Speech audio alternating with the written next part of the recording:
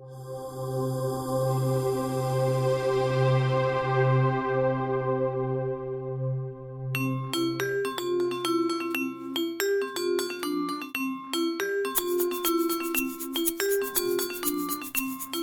want to say thanks, first of all, to all my poetry friends, those that are here and those that are in on Zoom. Without our friends, to whom would we read our poetry? And a special thanks to Marcia and Phil for having me tonight and allowing me to read a few poems from this new book, which is quickly becoming an old book by the time it has got here in my hands. A few years have gone by. But it has a terrific cover. I don't know if you can see the cover. It's a little watercolor I did a few weeks ago and put on here in the tradition of the Renaissance.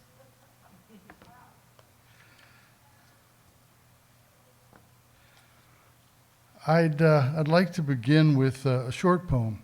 I have one or two of these. And this is a poem that we all get once in a while, maybe every 5-10 years, where something happens in our life and it just comes together as it happened, and you can get a first draft in short order. It pretty much plays out the way it happened, and it's amazing when that happens. This happened at the 99-cent store in Lompoc some years back, and I went out and jotted down some notes on the back of a receipt, and still took 15, 20 drafts, sat down for a few years, another 10 drafts to get a short poem. This is titled Einstein in the 99-cent store. A while back, shopping at the 99-cent store, where I go to save on vegetables, yogurt, soap, paper towels, crunchies for my cat, most everything under the sun, I pushed my cart down the aisle of school supplies and picked up a copy of Time Life's 100 Ideas That Changed the World, tossed on top of the remaindered books, a paperback with cover photos of Einstein, a computer keyboard, an artist's depiction of the Big Bang, and a Greek Orthodox mosaic of Jesus blessing us all for every bit of good that's done. I knew the clerk from my weekly visits, a Mexican woman older than me, white hair, soft gray eyes, someone who shouldn't be working anymore. She stopped as she scanned my items and, looking at the book, pointed to the photo of Einstein. "Isn't that the old guy who was on Chico and the Man? You remember that TV series with Freddie Prinze, mid-70s? Yes, I saw some episodes long ago, but this photo's of a scientist, Albert Einstein, not Jack Albert, who played the owner of that garage in East LA. Einstein drew a blank for her. "Sure looks like that viejo on TV," she said. Then turned to me, shaking her head a little inside. "Where does the time go?"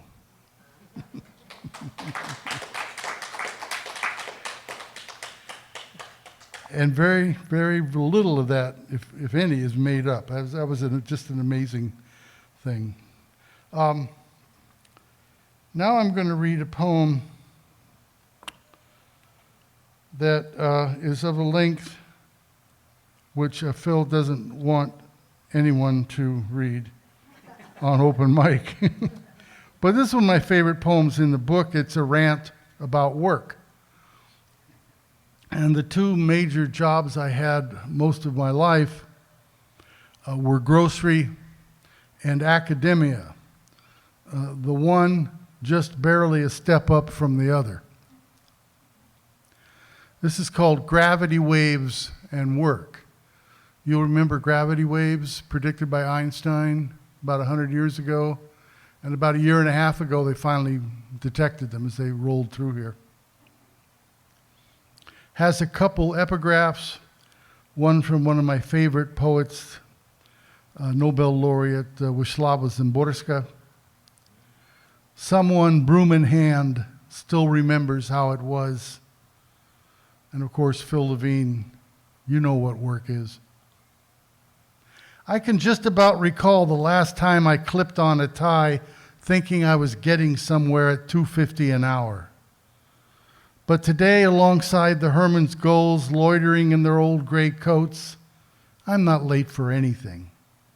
Loafing by the abandoned offices of the sea, salt spray biting my cheek and disappearing into the sky with my thoughts.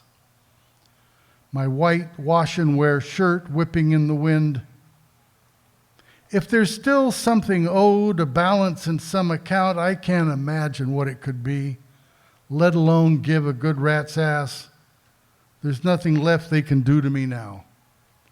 Shoulder to the wheel all those years, who could afford any decadent ways? And now that I might be able to write a check to cover some, my body can't take a bump in blood pressure or one more gram of carbohydrate.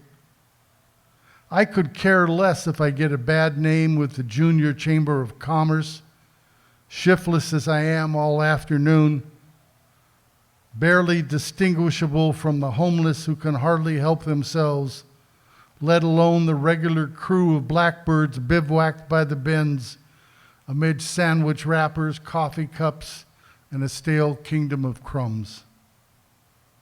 Bet high and sleep in the streets was the motto.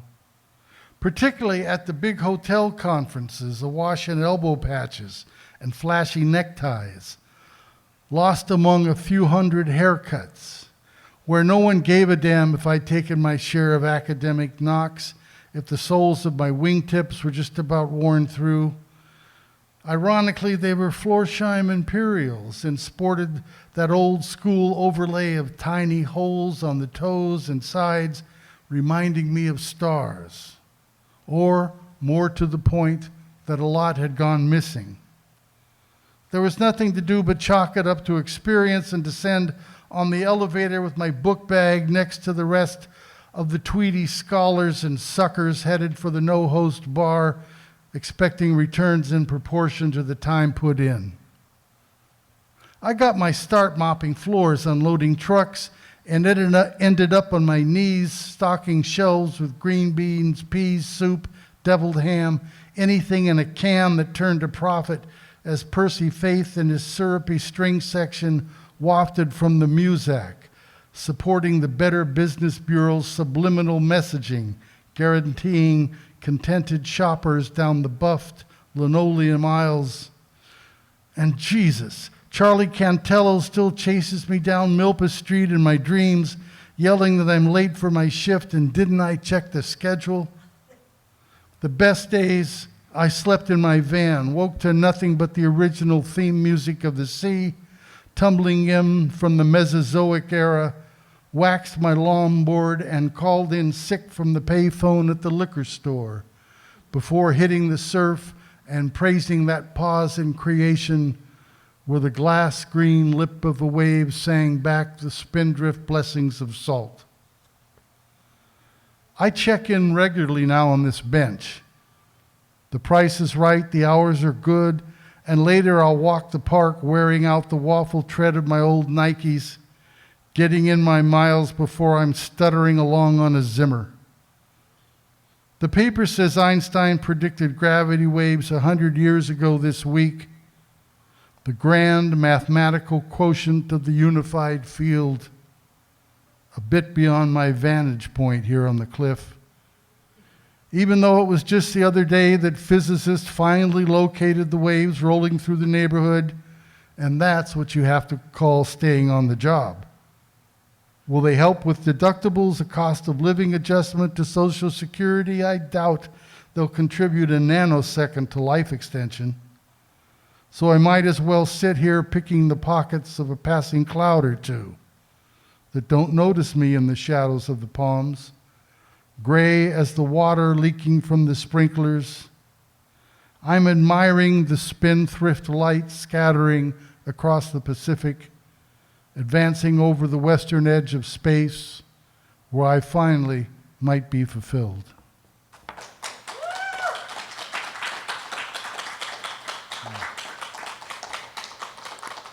Well, that's a rant, isn't it? That's just fun. Yeah, you learn to complain early and then refine that. Yeah.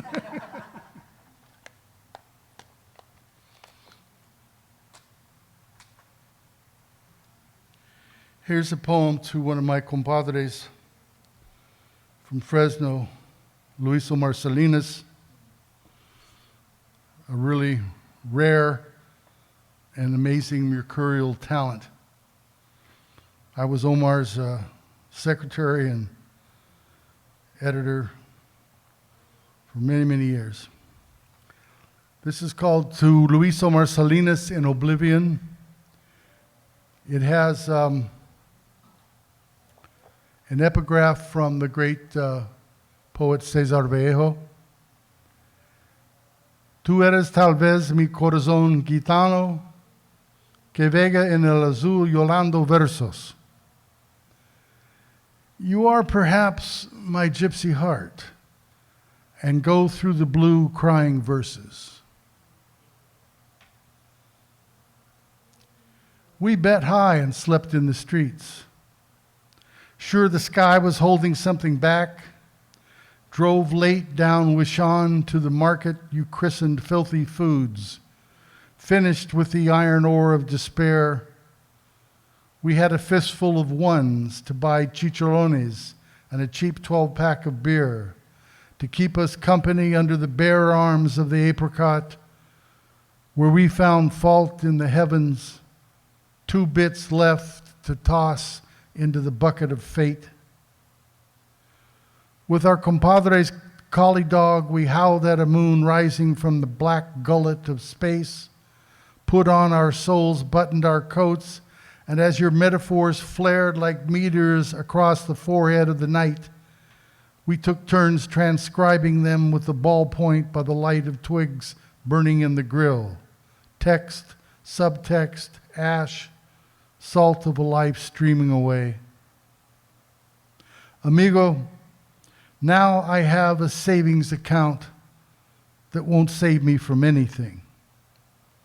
I have 15 fountain pens and not much time to use them before Henry Wadsworth Longfellow calls to me from the forest primeval. There's no trouble left for me to get into. We're dying tonight of everything. No alibi for the missing laces in my shoes, my shirt without a sleeve of hope, the dust leaking from my cuffs. And even if I shout the 7 syllables of your name into the dark, all I can see are the scrambled backbones of the Milky Way.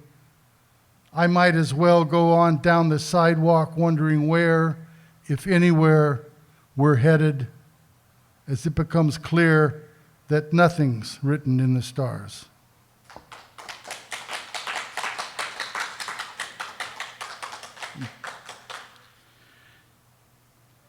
Here's more Einstein.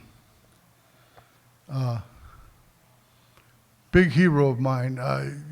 We forget, even those of us coming from the 50s and 60s, how much of a sensation he was in the 30s, 40s, and 50s. Just a popular character and a real wit, an amazing guy, just as we all know from the science part of it. But he was a bit of a character too, and I admired all of that. This is called Growing Old with Einstein, and it has a couple quotes from Albert that are pretty good. You might remember that famous photograph of Einstein with his hair, all white hair, shock of white hair, sticking his tongue out. My friend John Weinberg had a big photograph of that in his office. He was a big fan of Einstein too. In response to that, he says, "The outstretched tongue reflects my political views." And he adds, "Two things are infinite, the universe, and human stupidity. And I'm not sure about the universe. Still in my memory is that famous photo of Einstein trying to avoid the paparazzi after his 72nd birthday party at Princeton, 1951. Sticking his tongue out at the press, J. Edgar Hoover, every university administrator and assistant undersecretary poking their noses in. Comrade, I like to think. Whenever I come across it, as that photograph always lightens my irreverent and irregular heart. And I also love that shot of him riding his bicycle around campus in his 60s, sockless, legs splayed, gliding on the slapdash air, his white electric hair shocking in the wind, grinning for all he's worth, having just escaped, I can almost remember the feeling, the classroom into the freedom of the afternoon. His bare-backed imagination articulating the scaffolding beneath matter and time, so that now every schoolboy knows the speed of light, and that gravity waves have finally slipped beneath our doors with no particular effects other than leaving me feeling we're not headed far beyond our bones. So no matter what metaphysical scheme you signed up for, whether you're singing in the choir or not, you'll still find yourself living in 4 dimensions among the unreconstructed fragments of the unified field, all which oppose the odds of immortality, regardless of the elegance of any equations you can solve, or who you believe is or is not rolling the dice.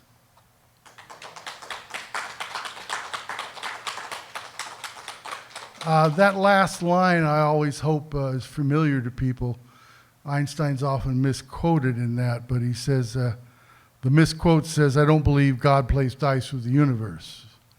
He said something to that effect, but that's not exactly what they always quote. But that was one of his thoughts. Here's a shorter poem called Reincarnation. I say that with a lot of irony. It has some science attached to it. You might remember this. This is during COVID, 2020. C2020 F3, or Comet Neowise, is a long-period comet with a near parabolic orbit discovered on March 27, 2020, by astronomers during the Neowise mission from the Wide Field Infrared Survey Explorer Space Telescope. So we were interested in the comet and went out one night to try and see it. It was a little difficult, but we finally got it with binoculars. And somehow, this all ties into poker. Reincarnation. Heading out for poker with old high school pals, our regular social game. 2 weeks back, we all sat on the deck scanning the sky for Neowise, a comet just detected and arcing a hand's width beneath the Big Dipper. We saw nothing until we pulled out the binoculars and caught it between 2 stars in the northwest, a glistening streak of silver nitrate cauterizing the dark. Leftover rock and dust, a shell bound by frozen gas spreading a melting tail of ice. It will lose impetus at the farthest reaches of the solar system, then fall back, accelerating toward the sun, slowly as it passes us before climbing back up the gravity well into space. 6,800 years until it's seen again. I can't begin to work the numbers out, but I think they might be bluffing. Tonight, we'll return to playing our wild card games deep into the night, taking our chances, knowing it's useless to ask about the odds.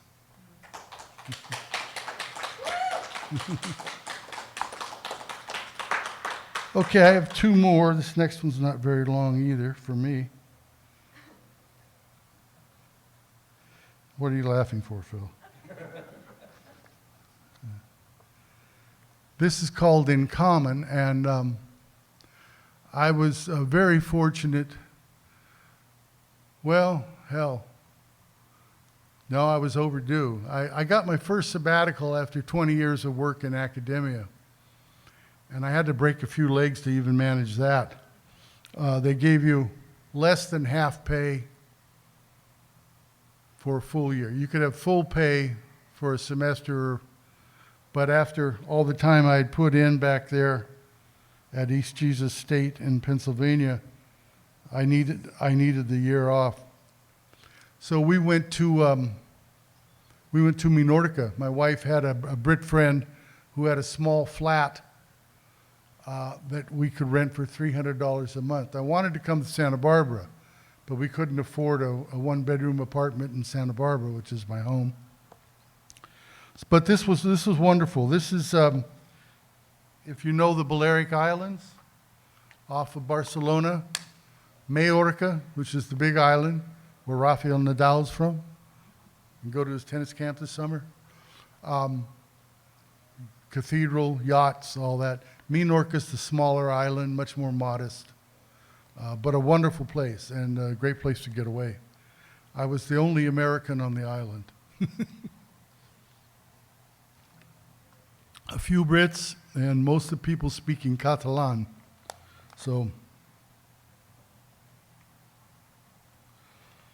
and one of my main finds on the island was the group of old men that were retired, the same guys that met every day on the benches in the middle of the square of the main town in Mahon. And did that every day, and they're retired and just talked to each other and had a great time. And so this poem is about that. It's called In Common. Most of what I know has flown off into the custody of wind. Still, I'm pretty sure there's a bird missing from that tree. And if pressed, I'd say we're all incommunicado beneath the clouds. Over the cove in Minorca, in the village of Escastel, where I lived 25 years ago, a group of men retired from the sea filled a few benches in the square every day. They no longer look to the sky with questions and sit there in their caps, cardigans, and slacks until the sun dies down, speaking softly to each other, to the sea that's never far away, gesturing in the air as if they still were untangling nets, testing the wind. Most have never left the island, but know what's coming. Walk home each evening, a bit more of it heavy in their hands. Now, like them, my sleeves are covered with salt, dust, with the past, same thing.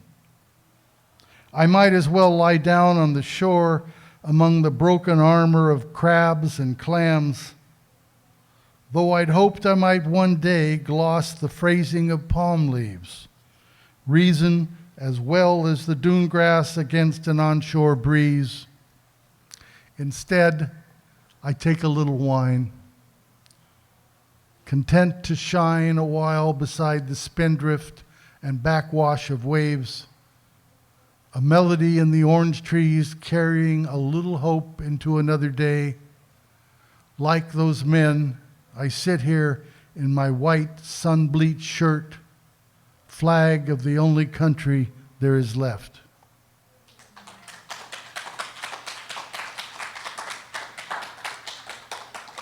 This last poem is on a late birthday. So I just turned 59. Yeah. Would that it were.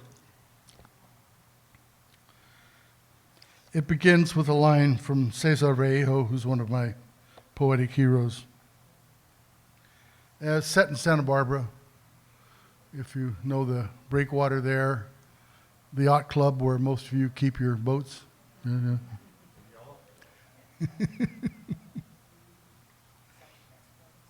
Yeah. On a late birthday. Because in all the afternoons of this life, I have rarely told the outright truth. Because the destination of wind is unreadable in the acacia and pittosporum trees, I am the poorer for it. Sunlight's going to gray ash over the bay, so there, another embellishment. What's that going to get me? There's a barrel at the end of the bench for trash. Nothing more to be made of that. Today is another day I have lived longer than Cesar Vallejo and most of my comrades from Fresno. Talent apparently having little to do with it. Half my life ago, I received a grant, went to Paris in the fall, and searched out Modigliani's grave, a slab of cement like one on any of the sidewalks there. Now I rarely travel beyond the shore, where again today a woman leaning on a shopping cart filled with plastic bags stumbles by, and a homeless man about my age pushes a bike with a bent wheel out of the weeds. Are you going to elaborate on their stick-thin arms, grease-colored skins? Are you going to pick up Tristan Zara and feel you better understand the human condition? No philosophy for suffering survives the evening. And when I think back to my 20s getting by on soybeans, boxed wine, day-old bread, there's still a stitch beneath my ribs. Whoever said you get what you deserve must be related to the fellow with a cocktail on the balcony of the boat club, the one overlooking the harbor, and just to his right, the man picking through garbage bins in back. When I sit here long enough, a high tide washes up around my shoes, and sooner or later rain arrives for those homesteading the bushes in the park across the street. The pier here leads nowhere, into the sea. Thanks.